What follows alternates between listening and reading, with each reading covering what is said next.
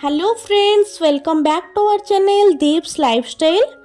समस्त को नमस्कार जनाई स्टार्ट करुच्ची मोर first long video. Day to day busy life रो टिके समय बाहर करी वीडियो करबा बहुत कष्ट। जो माने बनाउथिबे से माने निहाती जानिथिबे।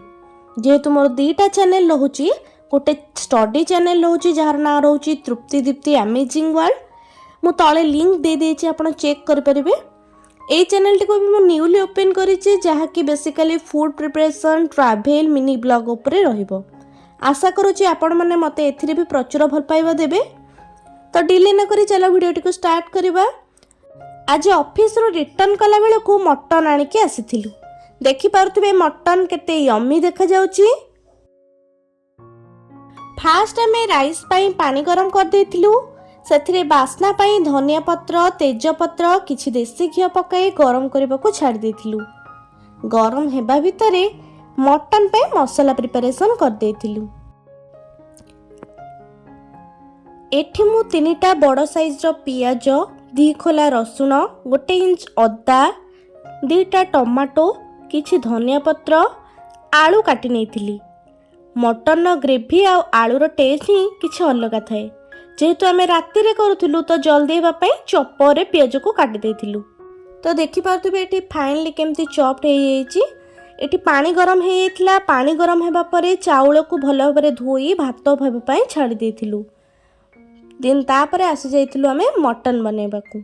तो मटन को फर्स्ट आमे धोई की आनि देथिलु। तो किछि जण अछंती जाहाको सफा करंतिनी, से माने डायरेक्टली ही रांधि थांती।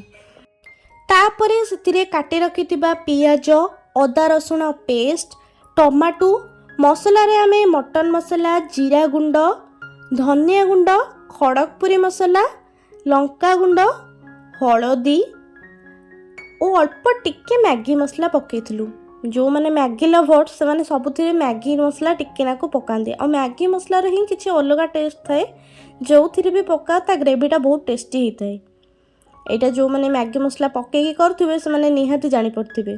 जदि पकई नांती निश्चय को ग्रेवी हो आपण पकेकी करिवे, तापरे मते टेस्टटा जणैबे। काटी रखिथिबा आलू, स्वाद अनुसार लूण, किछि दही पकेकी भल भाबरे मिक्स कर देथिलु।